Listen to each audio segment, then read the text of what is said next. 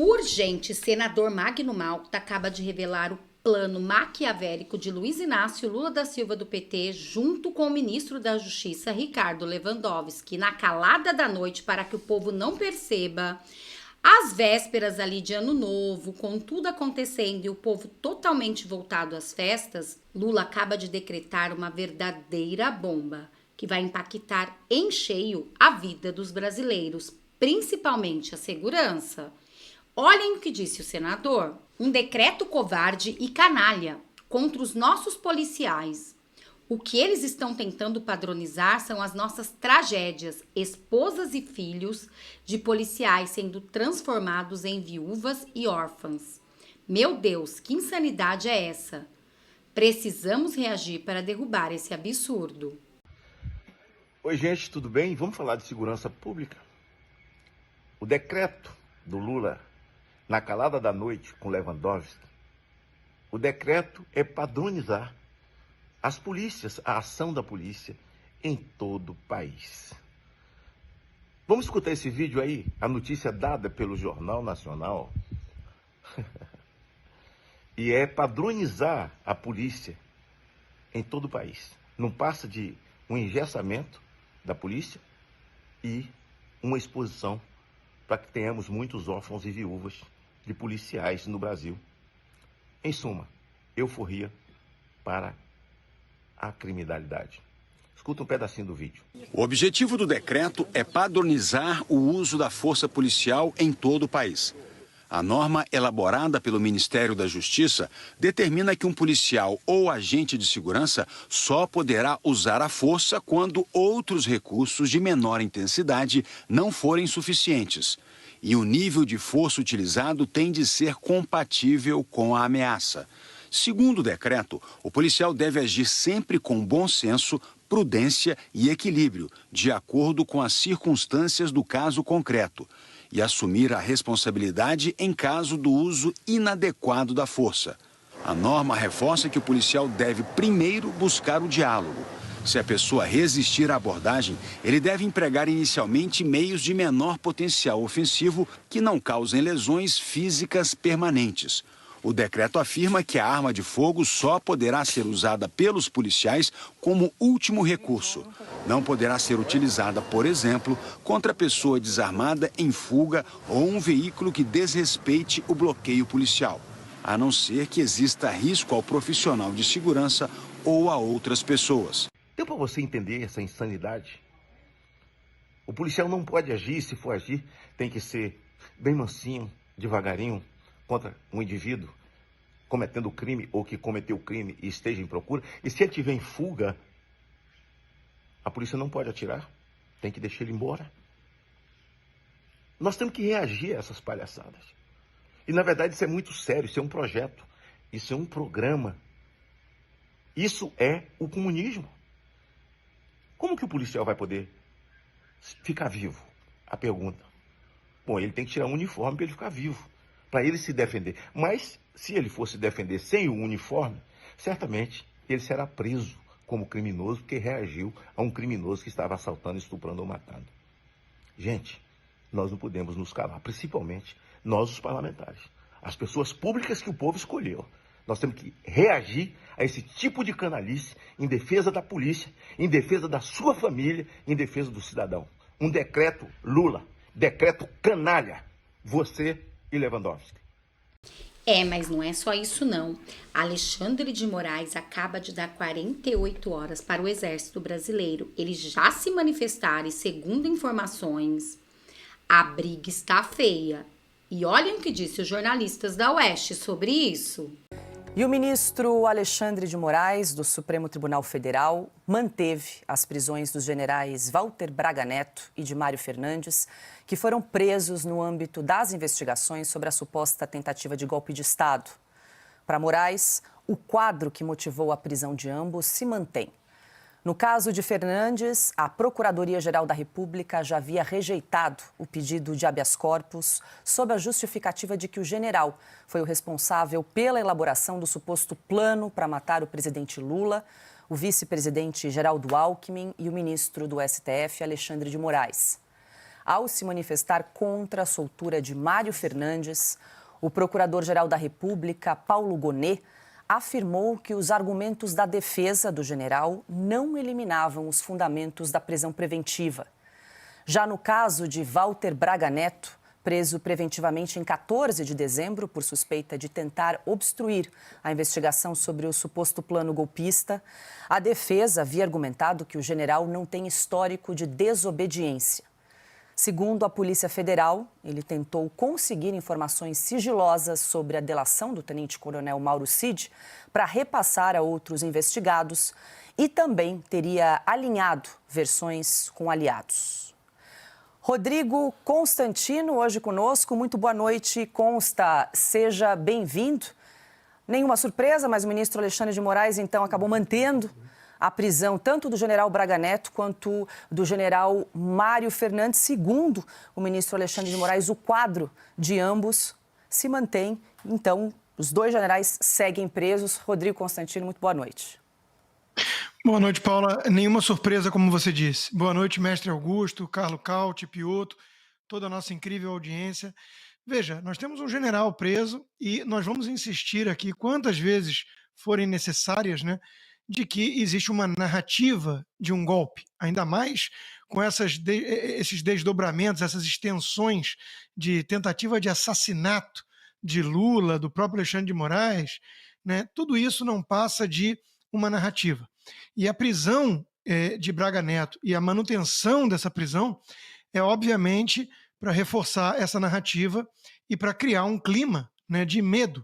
A gente sabe que o Braga Neto não é o último alvo, ou pelo menos o alvo principal de todas essas perseguições. A gente sabe quem, no fundo, essa turma quer colocar atrás das grades. Precisa apenas avaliar o momento político, um pretexto talvez um pouquinho melhor, né, do que colocar essa pecha de golpista que tentava assassinar Lula e, sei lá, sequestrar o Alexandre de Moraes. Tudo isso é ridículo, né, e nós vamos comentar outros casos, como a volta da prisão na véspera de Natal do ex-deputado Daniel Silveira, também mais um desses perseguidos políticos que vem servindo aí como uma espécie de troféu do sadismo até do STF e de alerta, né, para quem quiser criticá-los, né, o que acontece com quem ousa criticá-los. Isso tudo configura-se um quadro de Estado democrático de direito morto, totalmente falido em nosso país. Não faz nenhum sentido jurídico o que está acontecendo. São esses os que realmente deram um golpe na nossa democracia. Adalberto Piotto, muito boa noite. Seja bem-vindo, Piotto. Sua avaliação aí sobre essa manutenção da prisão, tanto do general Braga Neto quanto do general Mário Fernandes. O Braga Neto que foi preso no dia 14 de dezembro e segue, então, detido no Rio de Janeiro. Boa noite. Boa noite, Paula. Boa noite, Augusto, Cauti, Constantino, a todos que nos acompanham. O Constantino fez menção a vários pontos aí, mas eu vou enfatizar um deles aí. A questão é: qual é a necessidade da prisão preventiva? Qual é a lógica da prisão preventiva quando você, obviamente, tem riscos para o processo, para a investigação, daquele paciente, como eles dizem na justiça, né, continuar produzindo problemas para a justiça? Não era o caso em nenhum dos momentos. Ele não tem poder hoje, ele não está no governo, não tem nada disso. Aí cria-se de novo todo esse factoide, apreendeu-se o general que foi vice do Bolsonaro, candidato a vice-Bolsonaro, foi ministro do governo Bolsonaro, e aí tudo que tem alguma relação com o governo Bolsonaro, o Supremo não apenas aplica a lei, aliás, ele não aplica a lei, ele aplica um entendimento de uma lei extremamente dura que eles dão nesse momento para este tipo de, digamos, público. Isso é ruim. Isso é péssimo, isso faz mal ao país. Hoje, qualquer solução política, seja para pacificar o país ou trazer o país de novo para os trilhos de uma recuperação que precisa acontecer, porque hoje nós temos 3 crises acontecendo no país, a principal é exatamente de credibilidade do governo, mas tem uma fiscal e tem também uma cambial. Você precisa de instituições trabalhando de acordo com a lei. Com esse nível de insegurança e de ameaça que se tem no país, a gente não vai muito longe.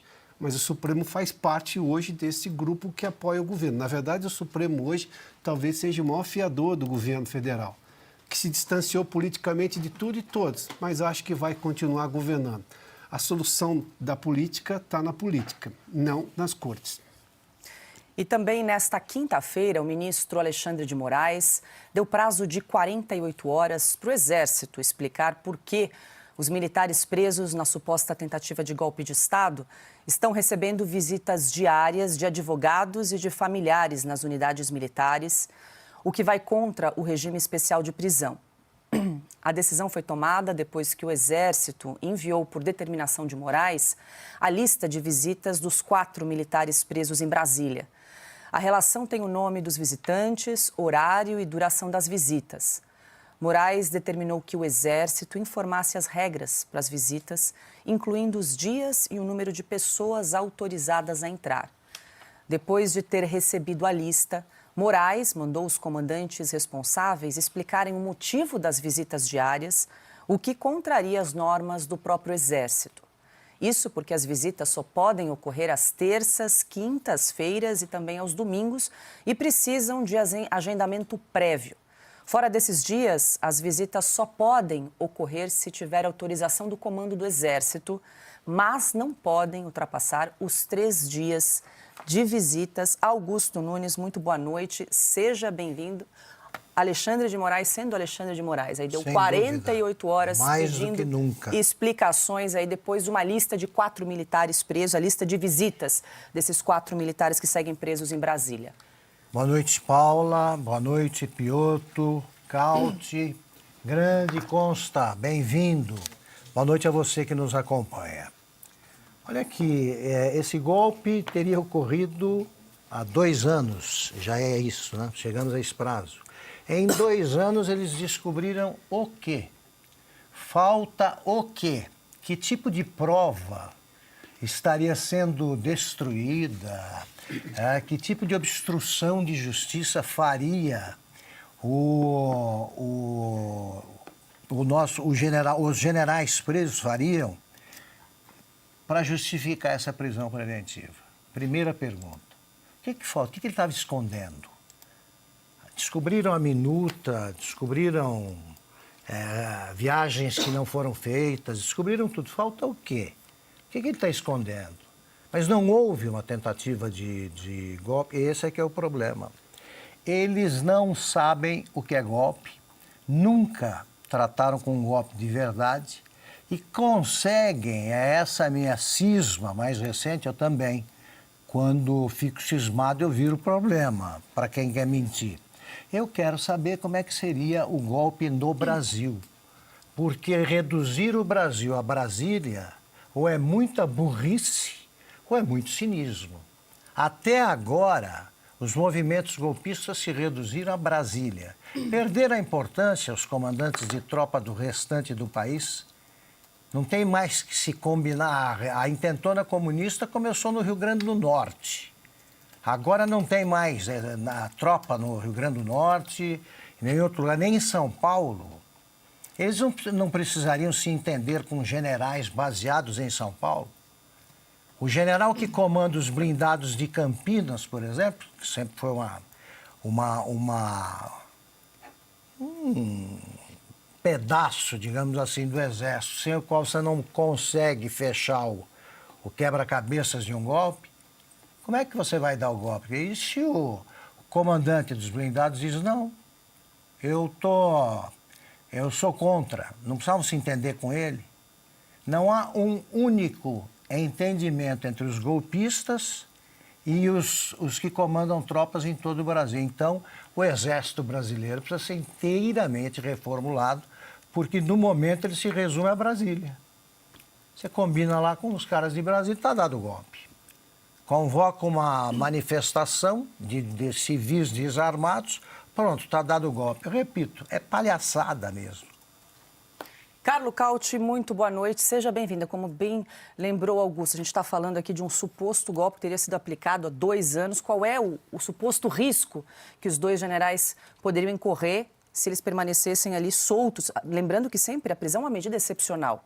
Os dois seguem presos preventivamente. Segundo o ministro Moraes, o quadro dos dois generais se mantém. Desculpe, Galto, só para completar. Então, ele não quer que ocorram visitas?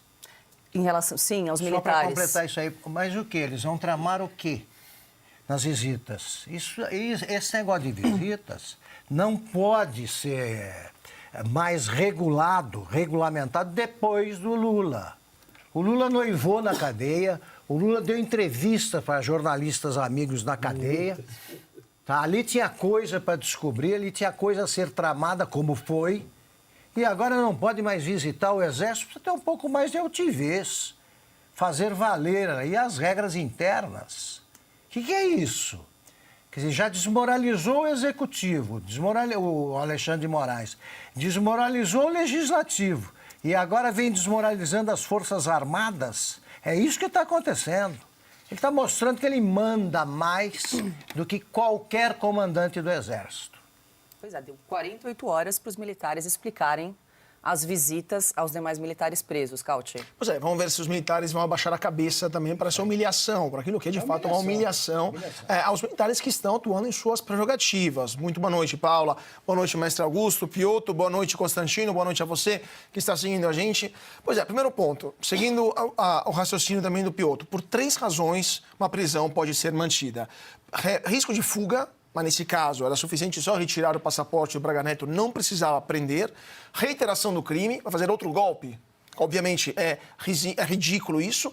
Ou destruição ou poluição das provas, que também não vai acontecer, porque já teriam todos os atos, todas as informações, todas as evidências já estariam nesse inquérito que dura já há vários anos. Vai poluir, destruir qual tipo de prova. Então, isso não vai acontecer. Então, por que manter Braga Neto preso? Ele não representa um perigo para a sociedade, não é uma pessoa que tem um histórico de violências, de atos. O Braga Neto tem um currículo dentro e fora do Brasil de excelência, é um dos generais mais importantes de todas as Forças Armadas do Brasil atualmente. Então, qual que é o perigo que essa pessoa representa para a sociedade brasileira? Então, não faz sentido nenhum mantê-lo preso. Evidentemente, é uma forma de, como a defesa também de Braga Neto disse, era esperado. O que esperar do quê? De Alexandre de Moraes. Então, é uma forma de pressão para que Braga Neto faça algum tipo de delação, como aparentemente fez o coronel Cid, né? E na base daquela delação, porque aí, na verdade, não sabemos nada, não sabemos o porquê Braga Neto foi preso, não temos acesso aos autos, não temos acesso às provas, não tem nada, não sabemos nada concretamente, está tudo ainda boa parte, sob sigilo. Então, assim, e aquilo que se sabe, aquele pouco que se sabe é tão frágil, é tão risível. Assim, já o fato de um golpe que deveria ter acontecido, não aconteceu, porque os golpistas, que deveriam ser tropas de elite, perderam táxi, já por si só é francamente ridículo. E prender uma pessoa que queria fazer um golpe, mas não fez o golpe porque as pessoas junto com ele perderam um táxi, mas em qual legislação séria isso teria o mínimo de cabimento? Então é isso que estamos vendo. Não temos acesso aos autos, não sabemos a integralidade daquilo que está lá, não sabemos o que Mauro Cid disse ou não disse, se é verdade ou não, se comprovou ou não. E só sabemos que tem o candidato à vice-presidência da República em 2022 com Jair Bolsonaro, que está preso, que não pode sair da prisão por ordem de Alexandre de Moraes, e tudo deixa entender que seja uma forma de testar a opinião pública. Se um dia for preso também Jair Bolsonaro, se terá ou não reação da população, como a gente viu em outros momentos em que Bolsonaro chegou muito próximo a ser preso por vontade de Alexandre de Moraes, a Paulista cheia. Então, essa é mais uma tentativa de pressionar para ver a opinião pública se vai ou não reagir a uma eventual prisão de Bolsonaro. E segundo a CNN Brasil, os ministros do STF veem a possibilidade de julgar o inquérito do suposto plano de golpe ainda no primeiro semestre de 2025. De acordo com a reportagem, a Procuradoria-Geral da República, comandada por Paulo Gonet, fará um esforço concentrado logo no começo do ano para que a denúncia contra os investigados seja apresentada até março.